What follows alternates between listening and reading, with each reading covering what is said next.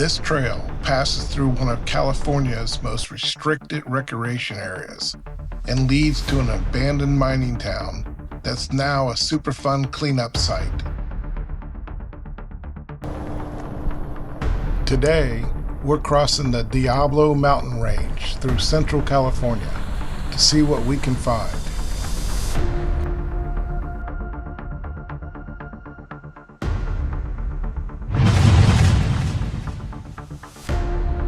We begin today's journey by entering the Clear Creek Management Area off Coalinga Road, near where Clear Creek empties into the San Benito River. The Clear Creek Management Area is located on one of the largest naturally occurring asbestos deposits in the world. The rugged terrain we are seeing in this video overlays a 31,000-acre serpentine deposit, which is the source of the asbestos fibers. The Diablo Range in central California runs for almost 150 miles from the Bay Area almost to Bakersfield. We are only visiting a small portion of that range in this adventure today. Access to the management area requires a permit with a minimal fee. I believe I paid $5 online through recreation.gov website, which provided me with the gate code for the closed gates by email. The permit and gate code is good for a 7-day term. A permit is only issued up to a maximum of 5 times per person annually due to concerns associated with being exposed to naturally occurring toxics, which in this case is predominantly asbestos. Cell phone coverage in this area is pretty much non-existent. So I would recommend you have some kind of trail app that you can download offline. In my case today, I was using Onyx. If you've spent any time outdoors in many areas throughout California, you have likely encountered serpentine deposits without realizing it. In this area, it just so happens to be a very large concentration of serpentine. We're just now passing Jade Mill Campground, which is one of only 2 campgrounds throughout this management area. On this day, we found the first gate already wide open, so we didn't have to use the gate code. I should mention that most of this trail, or road, however you want to refer to it, is pretty easy, though I would suggest a high clearance SUV or truck. I would also advise being careful coming out right after winter storms, when the creeks may be a lot higher, or during a rainstorm when it's pretty muddy out here. Some of these shelf roads could get pretty slick, and you don't want to go off the edge. For the first third of this adventure today, we're pretty much driving along the creek bottom. I would imagine in very heavy storms or runoff, the water could pretty much flow right from the base of the hills on both sides.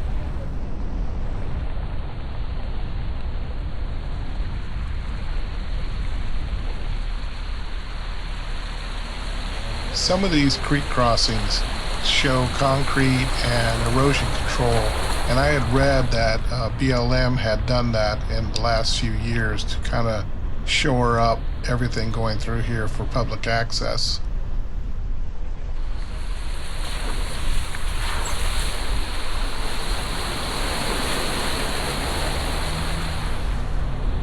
So we just went through 2 creek crossings. Your challenge today is to guess how many times we're going to actually cross Clear Creek.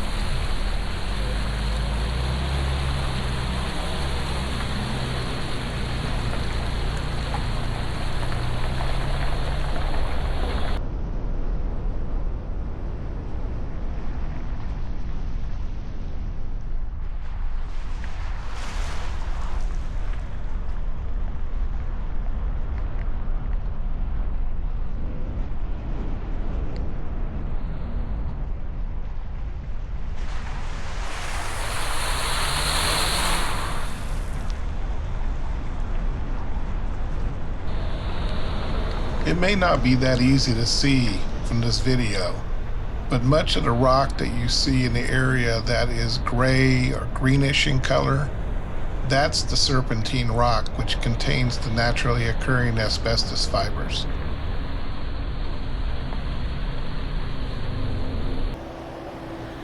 Even though the portion along the creek is really kind of gradually climbing through the hills here, there are a couple areas that we rise quite a bit above the creek before dropping back down. Later on, we will definitely be encountering some tight switchbacks and shelf roads going up much higher in elevation.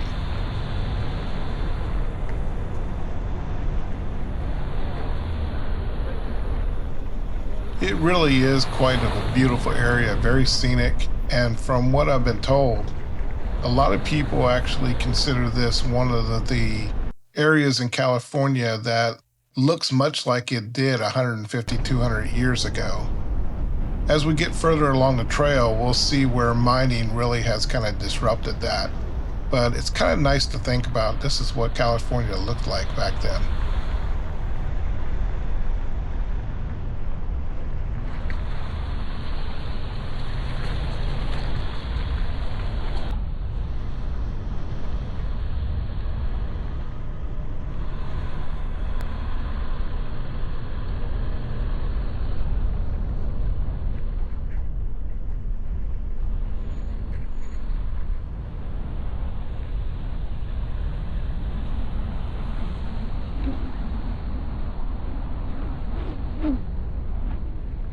As scenic as it is, it's easy to forget how much this area is restricted due to the naturally occurring asbestos and actually many other minerals and gemstones in this area, which attract a lot of rockhounds and geologists.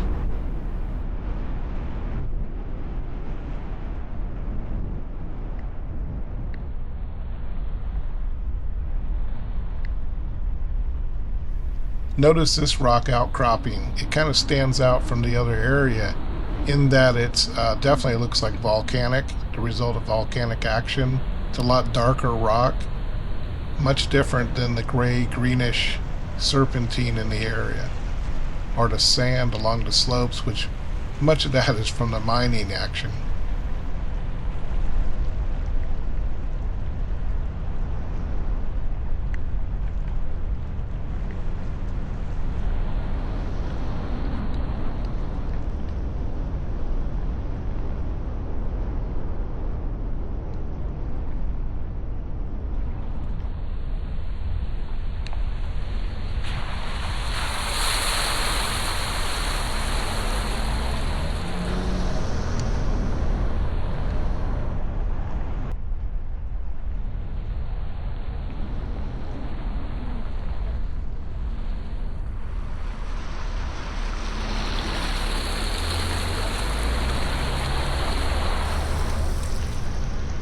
We were very fortunate today. There wasn't a lot of wind, there wasn't a lot of dust, and we didn't really encounter any other vehicle along the entire route.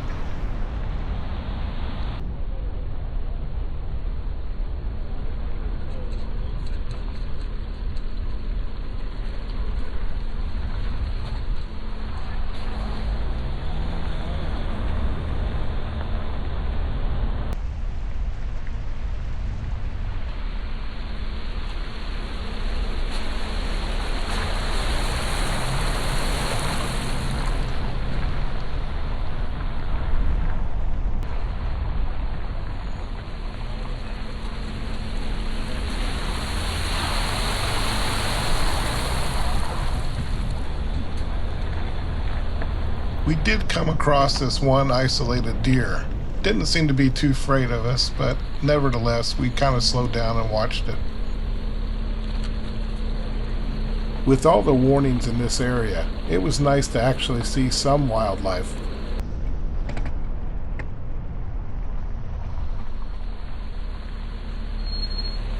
The concrete erosion control right in this creek crossing actually was already starting to be undermined by the creek. Had to slow down on this.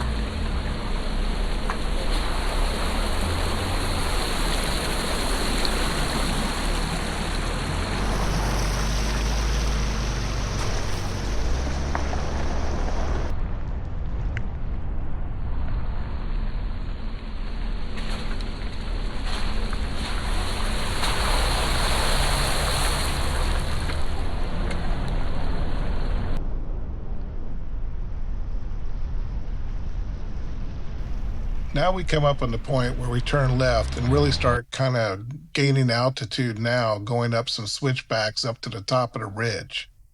This is actually a really cool section of this trail.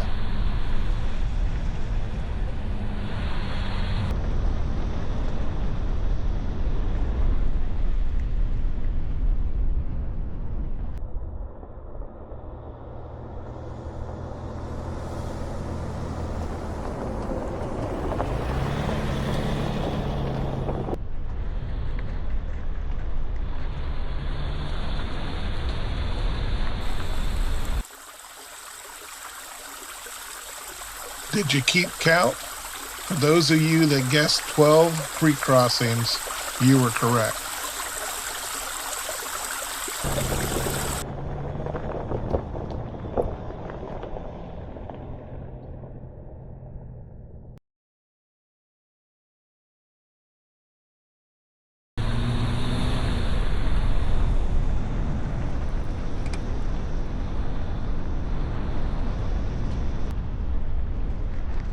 You can see here we're going to climb up to over 4,400 feet from the top of this ridge, which is quite a bit above the creek area.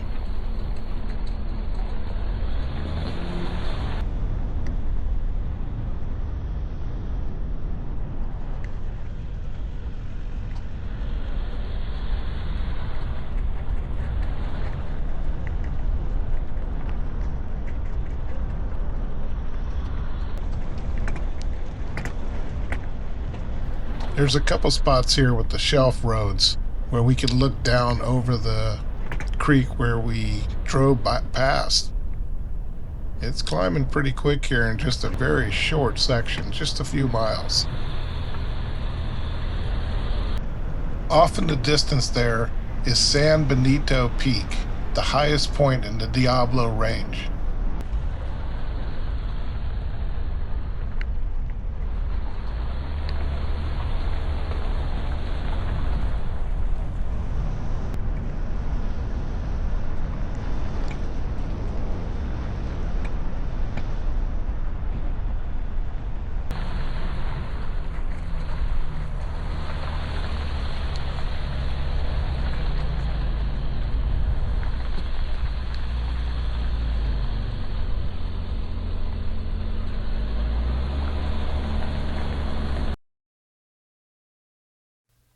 Now we're in the final stretch of climbing up and over this peak at just over, I think it's 4,600 foot elevation.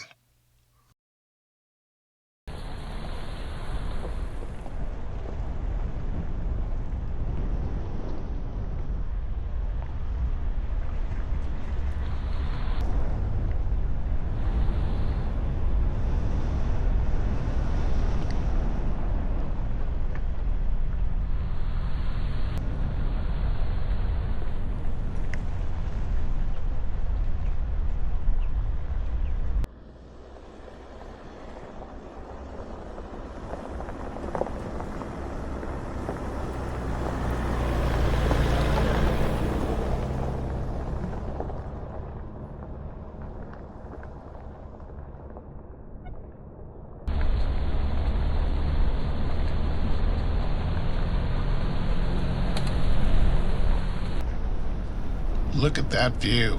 It's kind of spectacular given that we're not really high up in the Sierra Nevadas.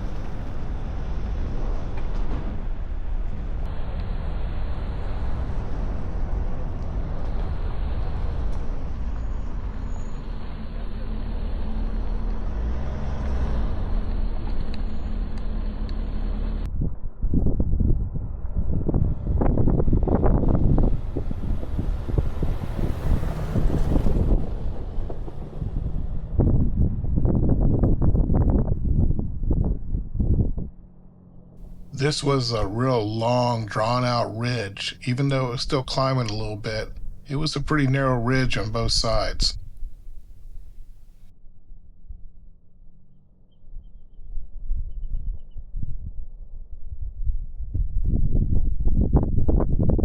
There was also a little bit more of a breeze up higher in this altitude than it was down by the creek bed.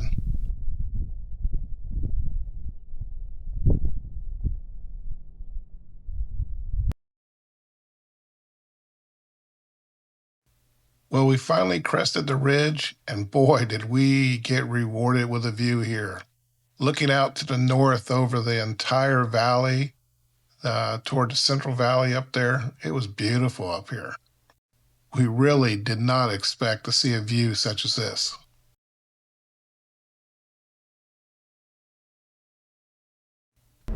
That small pond off in the distance is the new Idria Dam. We should be driving right by that soon. As you can see in the map here, we're now on the Aurora Cutoff Road, dropping down into the valley below.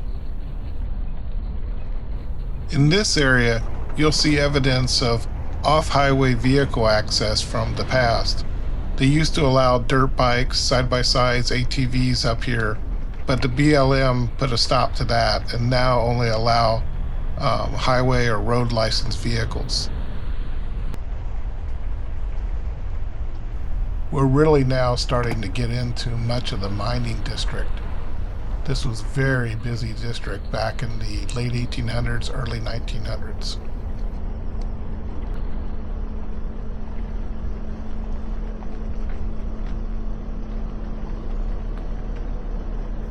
Check out these tight switchbacks. You wouldn't want to be driving through here very fast at all or in wet weather. Can you imagine that? We're going to be dropping almost 700 feet from the top of that ridge down to the new Idria Dam in a very short distance. Well, now we're leaving a lot of the asbestos area and coming into a different type of toxic element. This is where they mine cinnabar, which is the rock that they produce mercury from. We're coming up on the first of 2 mercury mines in this area. This is part of the Aurora mine, which operated from 1853 to 1911.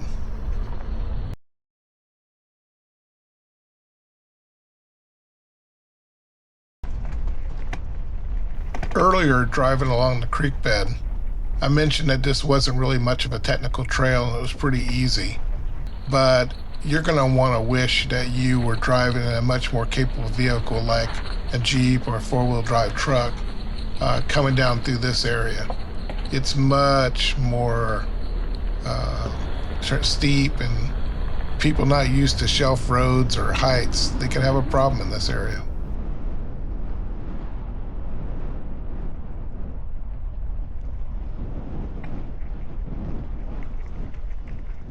As we get closer to that pond and the new Idria Dam, we begin to leave BLM area at this gate. Being the new trail guide for Onyx, I started tracking at this point from this gate for down into the new Idria ghost town, the former mining area. And you may see that actually posted on the Onyx mapping website by the time this video is uploaded.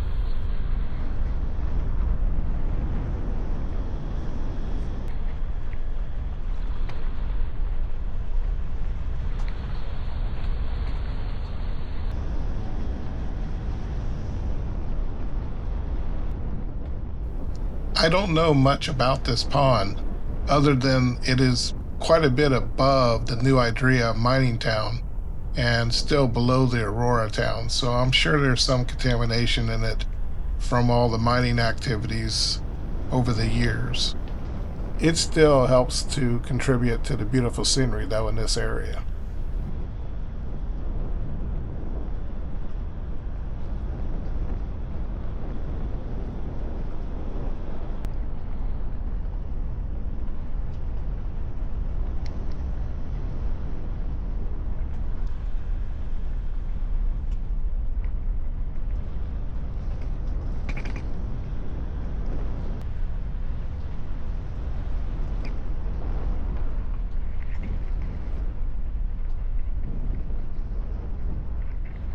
Now that we dropped about 700 feet down from that ridge, we still got almost 1,200 feet more to go from the pond all the way down to New Idria mining town. That's still quite a ways down. through quite a bit of switchbacks and some rugged territory.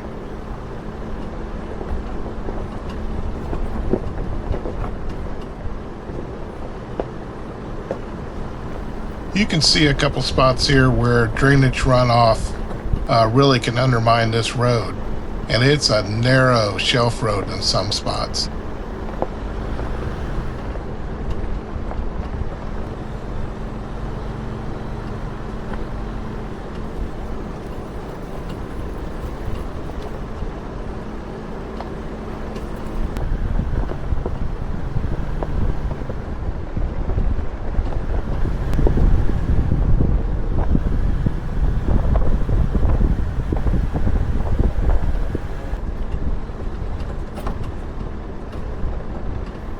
As much as the drive up from Clear Creek to the other side of the ridge was beautiful and scenic, this trip down here was a much more rugged terrain.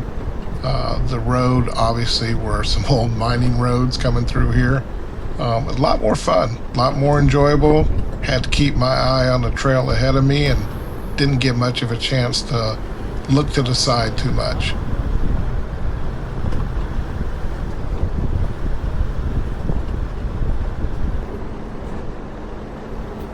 There were a couple tight corners here where the other passengers were making sure I was keeping my eye on the trail in front of me.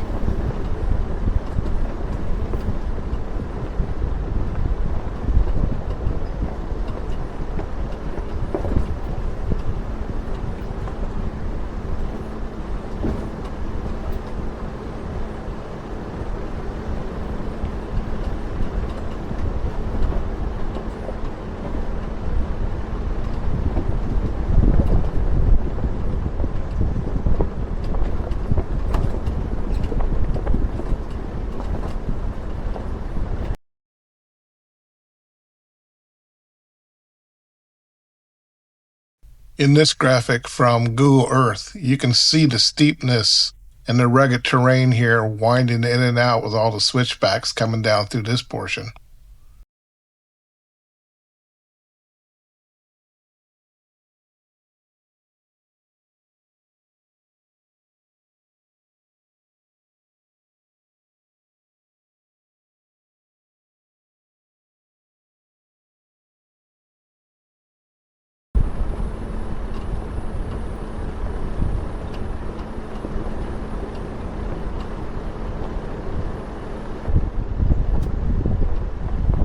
And we catch our first glimpse of New Idria mining town.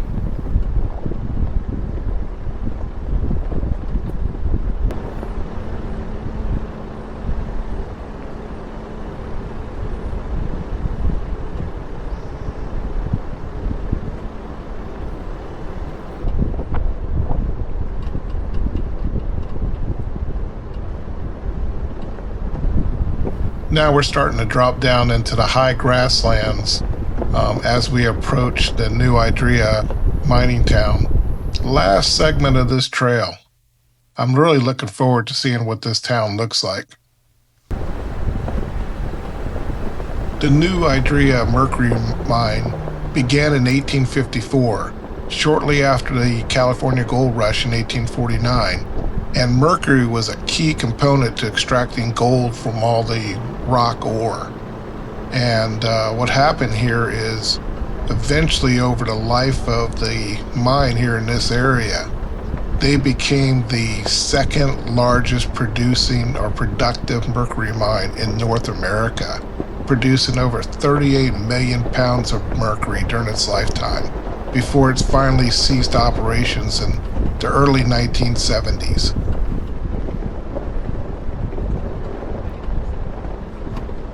I read that about 10 or 15 years ago, there was a big fire in this area on the north side of town, which is to our left.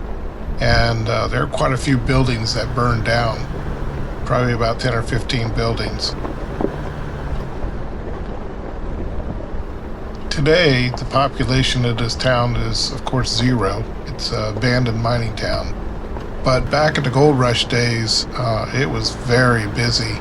And they estimate in 1880 They had a population of up to about 4,000 people, which was roughly 60% of the entire San Benito County at that time. Rumor has it that back in the late 1800s, this town was a preferred hideout for notorious outlaw Tibericio Vasquez, who really was one of the most famous outlaws in California history.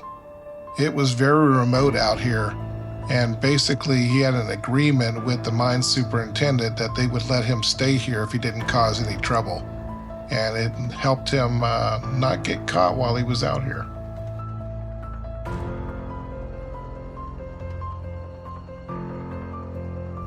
After the mine closed in the 1970s, EPA came in and declared it a Superfund hazardous cleanup site in the 2011, I believe it was, due to all the heavy metals and contamination from all the mining activities into the water.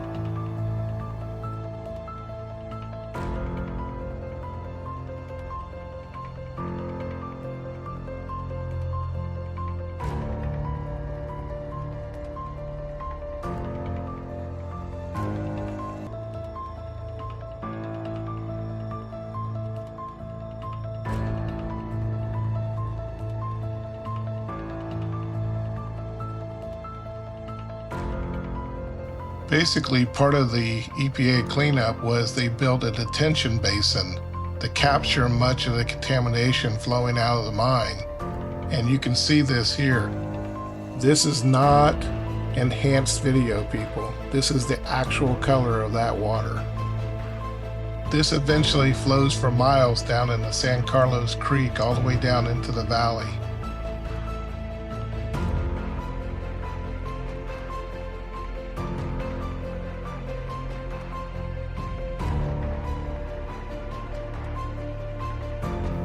Just missed those overhead wires by a couple feet.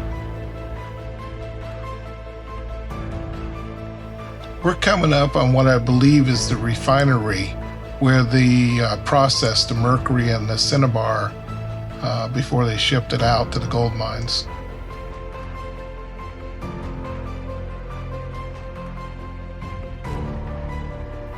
Well, I hope you enjoyed this adventure today through one of the more remote areas of California where not a lot of people get to go. But anyone can do it if they just get the permit and take the time to drive out there. Thanks for watching. I very much appreciate all of you taking the time to watch the videos and join me on these adventures and adding comments and providing feedback.